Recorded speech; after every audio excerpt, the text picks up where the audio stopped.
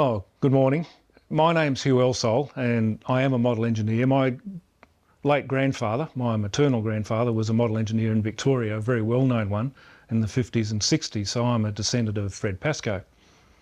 He influenced a lot of people in the Surrey Hills Live Steamers, which is now the Steam Locomotive Society of Victoria. And one of those people was David Hemphill. I'd always been interested in building live steam locomotives, but couldn't obviously do that when I was a teenager. And when I was in my 20s, I was going to university. So I had to put it on hold. And at the end of my 20s, I bought a lathe and I became involved in QSMEE as a model engineer. Now, QSMEE is the third oldest club of model engineers in Australia. The oldest one's in Sydney, the second oldest is in Adelaide, and we're the third, and we were formed in 1932. There are really better established clubs than QSMEE in the southern states, but otherwise outside the southern states we're the oldest and most venerable. Unlike some of those others, we haven't changed our name. It's continued from 1932 up to the present, but it has changed its nature. Originally, when people wanted to form the club in 1932, the chap involved, whose name escapes me, surveyed all of the bookstores or newsagents and found who subscribed to Model Engineer magazine, which is produced in England and started in 1898. So he found that there were a number of subscribers and there were enough people who were subscribing to in fact form a club. So he put an ad in a newspaper and he worked in Isles Lane in the city, which still exists but not in the same shape. And the club formed in 1932. But it did encompass all sorts of things like what we would call tabletop railways, clockmaking, making naval guns, all those sorts of things that are model engineering were incorporated within the QSMEE in the 30s and the 40s and the 50s.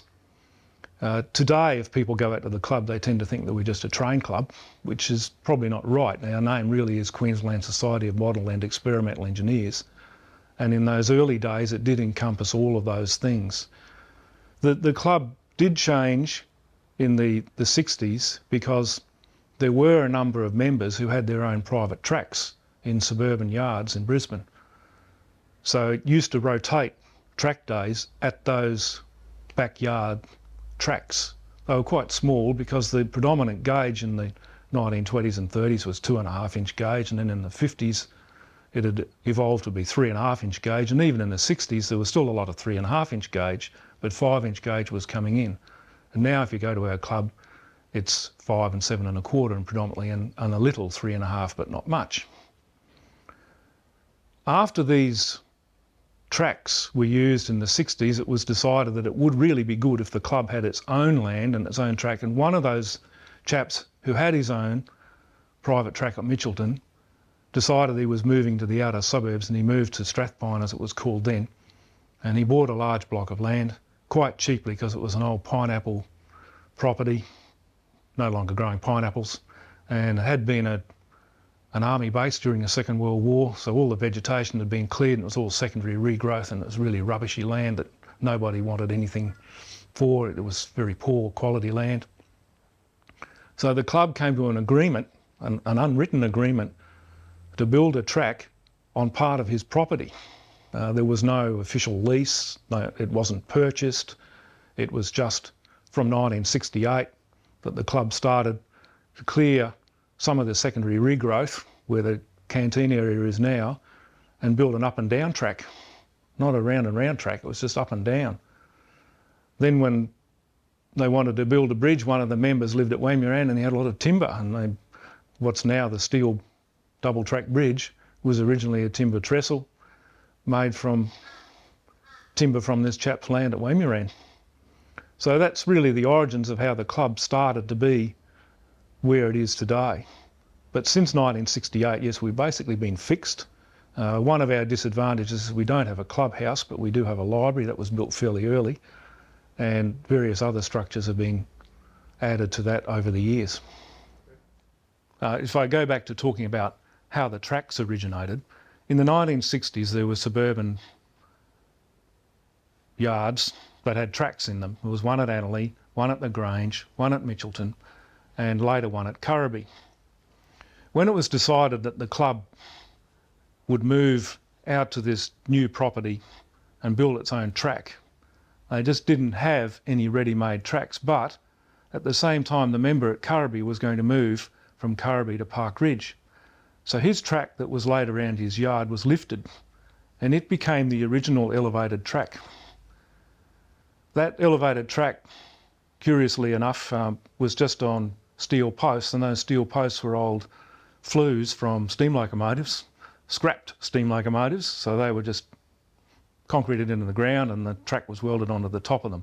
It was a bit rough and a bit crude, but it did work for many years, and that track was not replaced until 15 years ago, roughly thereabouts, and completely replaced within the last decade. The ground level track, however, had to be built from scratch because all of these suburban tracks were 2.5 and 3.5 and perhaps 5, and that's what the elevated track was. It was 2.5, 3.5 and 5, or it is now, that's for certain. And the ground level track was envisaged from the start to be 5 and 7.25, and there was no track to lay down on the ground, so that had to be started from the beginning.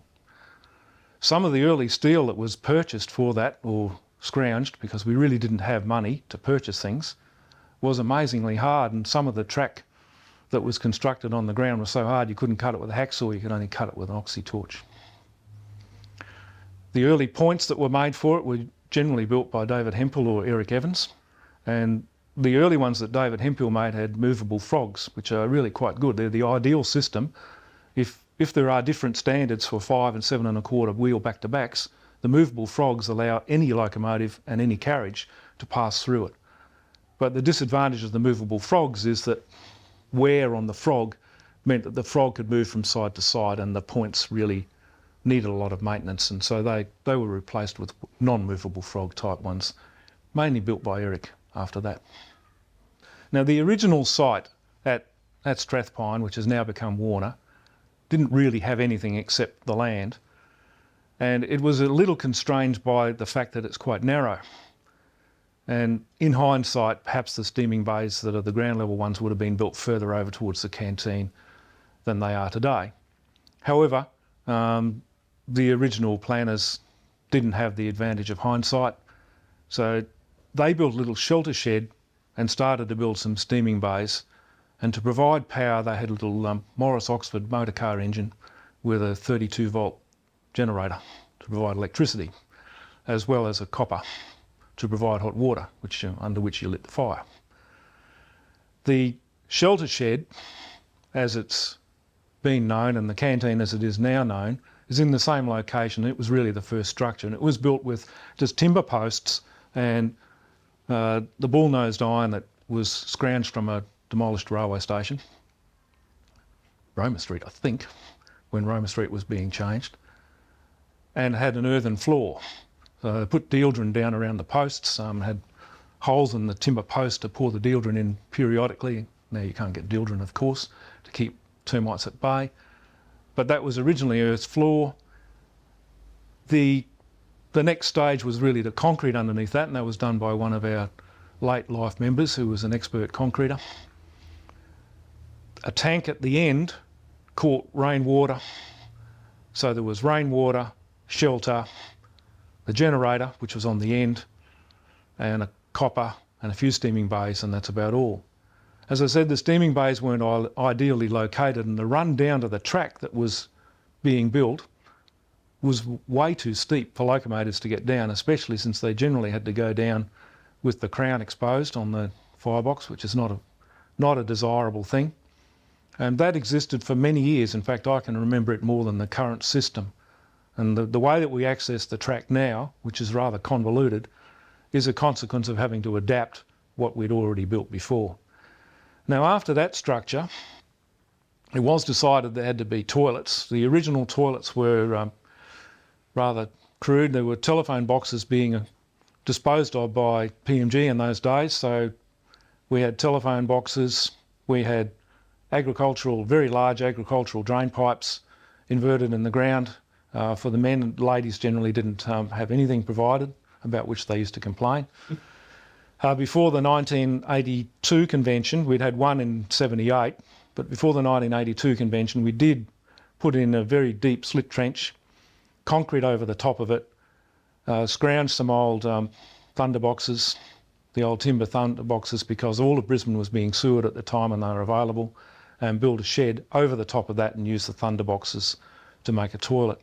So the toilet was open for 82, for the 82 convention. But in 78, we really just had basically the canteen area and an embryo library. The current basic library structure was always concrete blocks, always a concrete floor with a timber and iron roof, and the extensions on it have come later. The timber parts came later. The timber has been replaced in the last few years with steel because the termites found it very attractive. After that, the club did have a few carriages, 7¼ inch gauge carriages for its ground level track, and it was decided in the early 80s there needed to be a carriage shed. And that was just decided at a working bee. Some of us weren't very happy about that. We would have preferred it to have been another place, and some members who were there who didn't really come out very often voted like everybody else and voted for the current location, which those of us who did all the work didn't think was quite so suitable because there was a lot of digging. That carriage shed has since been extended in length. It was deliberately made very low so that it was just like a carriage shed. So it was really the next major structure. The roof over the station area and the signal box, I don't really remember much about their construction, but they were basically just lean-to type structures, very basic, and have since been modernised and improved in recent years. After those structures, the next major one, opened for 1992, I believe, was the current signal box, the big signal cabin, which was designed and built in its current form. It has not changed except for the removable gutters, because those gutters have rusted out. But otherwise it was designed, planned, brickwork was well laid. We received the bricks for practically nothing, and the timber work was scrounged at demo yards, and one of our life members, who's now in his 90s or early 90s, did all the timber work. So that was the next one, and then the work shed is very much a later thing. It and the other two stations, the summit station and the elevated station, are much larger structures. One structure I should mention that was built in the early 80s was a little lean-to over the elevated steaming bays, where there was previously a traverser. It was not really a very satisfactory device, but we had that for many years, and the steaming bays themselves at the elevated really weren't very satisfactory. The current arrangement was finished for the 1990 convention or 2000 convention, my memory's failing me, and was designed by David Hemphill. Expertly designed, and it's the best of the steaming bays that we've got. But that lean-to structure eventually became fairly wobbly because it was really just 4 posts, 4x2 posts with an iron roof, and it had to be replaced because it too was attacked by the termites, and it's gone. It's only in the memory box. Those are the major structures. Except for the current toilet was, except for the roundhouse. The current structures, the roundhouse and the toilets, the modern toilets that we have now, are much better styles of structures. They're more like the current signal box. Well built, well designed, and liable to outlive all of us, unlike some of the early ones which didn't do that. There we have it. That's most of the structures. Carrying on with the tracks. Now we have at the moment we have an elevated track and a ground level track. And in the earlier times, after the ground level track was established, there was a small track around an artificial dam at what's now called the Gobi Desert. It was envisaged, because model engineering encompasses model boats as well, that there might be people who wanted to build boats. As it turns out now, the people who build tabletop, AMRA, have formed their own organisation, and the model boat clubs have done the same, and we're left as the model engineers who predominantly build steam locomotives but do construct other things. So in those early times there was a lake, sometimes with water in it, but most of the time dry, because the clay that lined the bank where the wall wasn't quite impervious, and it would eventually leak away. But I can well remember Lloyd Dannenberg, one of our older members, very long serving member, driving his 3.5-inch gauge locomotive, for example, around a ground level 3.5-inch gauge track around this little lake up in what was the Gobi Desert. So there were, pardon me, this is before the current system where the elevated track is now, there were the two tracks. Now when we built that ground level track, and when I joined the club, it was a continuous welded ground level track without expansion joints, and it worked very well. Underneath the track was a concrete pad. So basically the track was like this. We lifted the track up, we boxed on either side, and we mixed it all by hand. We concreted underneath the track and then laid the track on it. Its big advantage was twofold. Expansion was never a problem because the wooden sleepers would always slide on the concrete. And secondly, the termites didn't get across the concrete to eat the timber sleepers. A third advantage, which we're seeing now, is that the sleeper tyres, the steel tyres underneath the track, never rusted.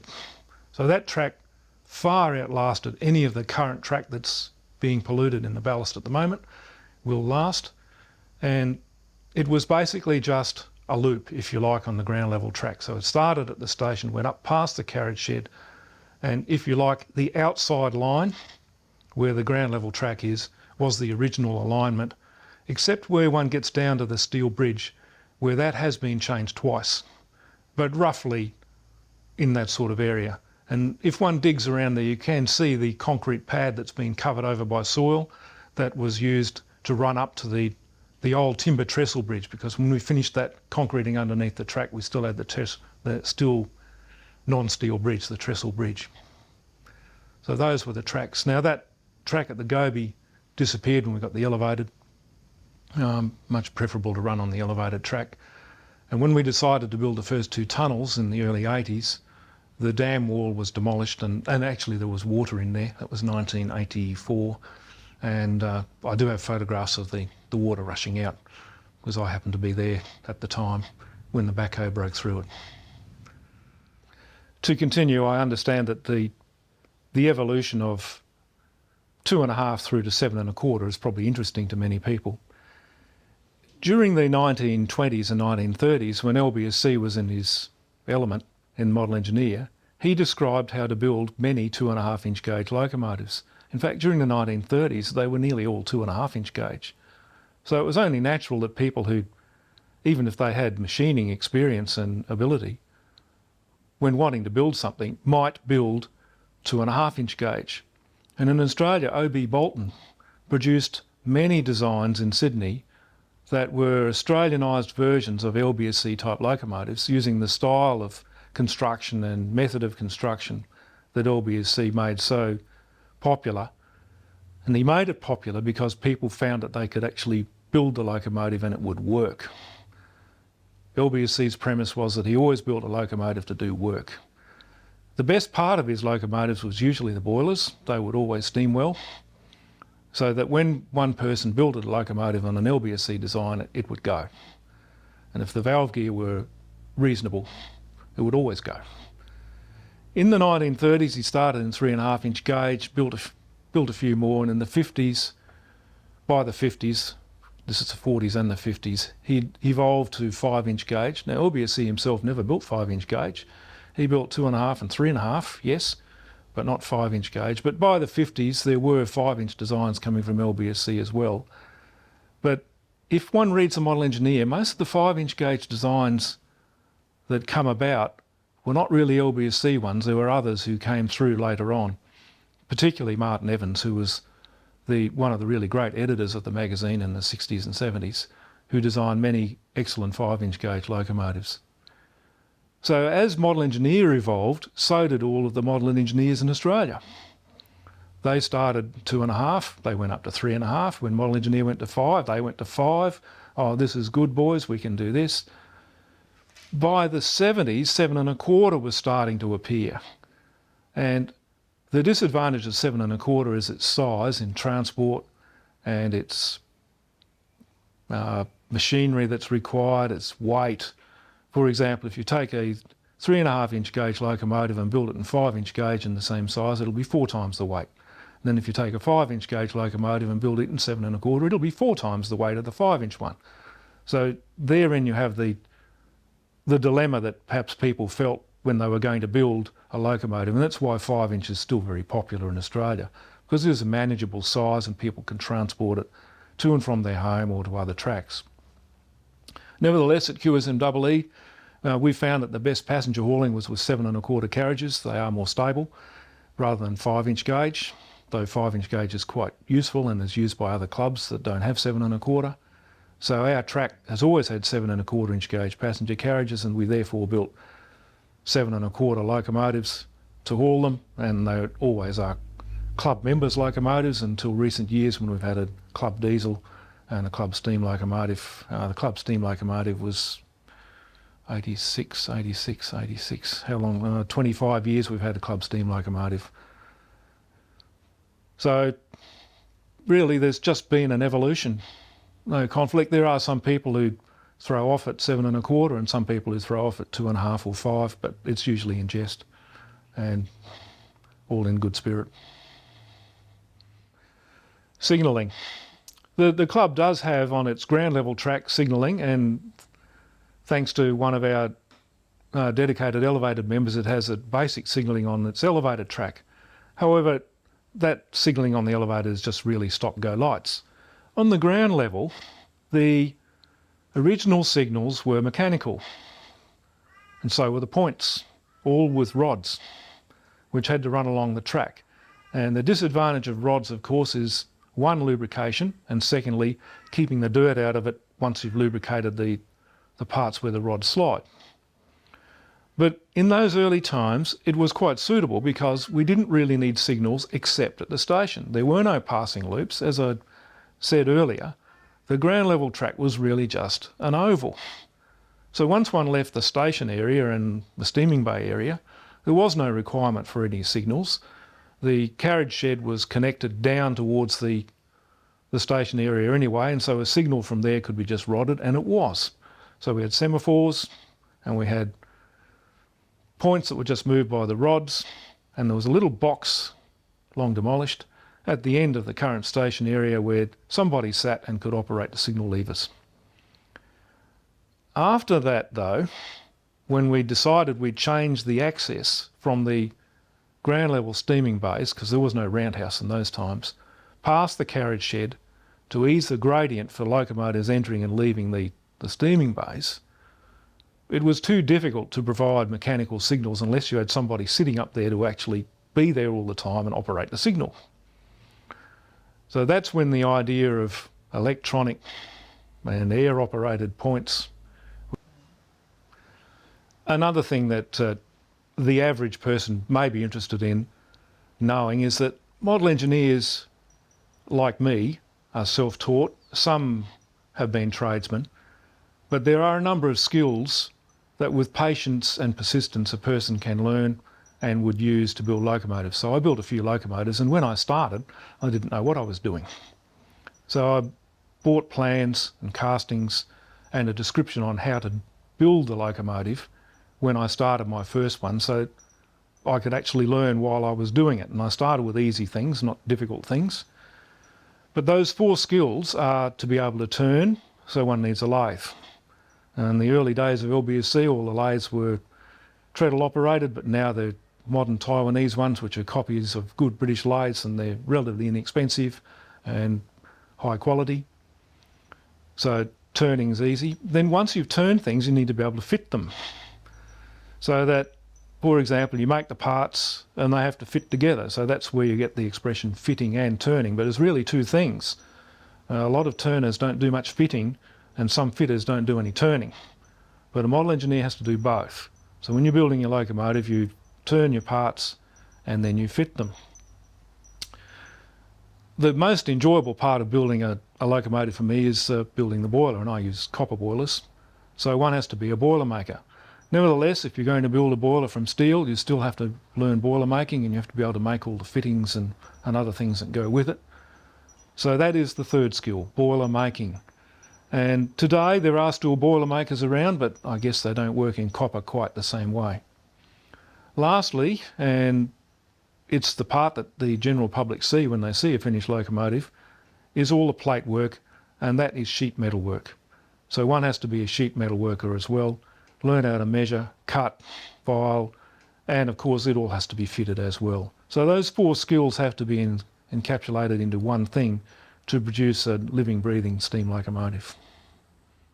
Therefore, when I built my first locomotive, I was one of these people who wasn't a fitter, wasn't a turner, wasn't a boiler maker, and wasn't a sheet metal worker.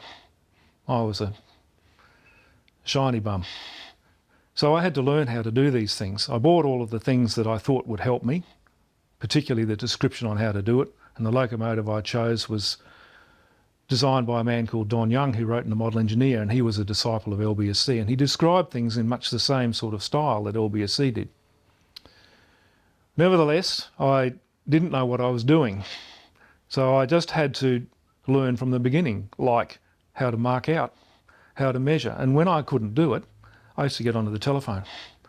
That's the only way I learned how to do it. If I didn't know how to do something, I asked somebody. And of course, at the club meetings or at the working bees, and I found the working bees were the most useful, I would ask people there how to do things. Once I got further involved in the locomotive construction, and Don Young's description, as I said, was excellent and enabled me to follow it. If I did come up to any tickly points, then I did have a couple of people that I could ring, and particularly David Hemphill, the late David Hemphill, who passed away this year, was a very skilled and clever man, and he had the answers to everything that I ever asked. So if I wanted to set the valves, turn anything, I wanted to know what a clearance was, I'd ring up David Hemphill and he'd say, 3 thou. He'd just tell you straight away. When I came to build the boiler, he's an expert on boilers, and he was taught how to build boilers by my grandfather. Now, the early LBSC boilers in the 1920s were made out of copper, but they were riveted together and soft soldered, which is rather incredible to think of today. But of course, they were held together by the rivets, and the soft solder was just to stop leaks. So they were structurally strong, but they didn't tend to last all that long because the soft solder would tend to deteriorate. David Hemphill had a system that my grandfather had developed in the 50s, and I followed that system. So he told me how to make all of the plates, which meant that I had to make timber and steel formers to shape the copper, fit the plates. Then he told me how to rivet them, how to clean them up, showed me how to silver solder. And in the end, I produced a boiler which is still in service today from 1986 and still running trouble-free. And that's really a sort of a snapshot on how a locomotive can be built. If one of the new members were determined to build something, and we do have one like that, fortunately, which we're very pleased to report, and we are trying to help him as best we can, and now he's starting to ask questions. It's the only way. If you can't do something, you ask somebody a question, and usually there'll be somebody who knows or knows somebody who does know the answer, and that's what the club's for.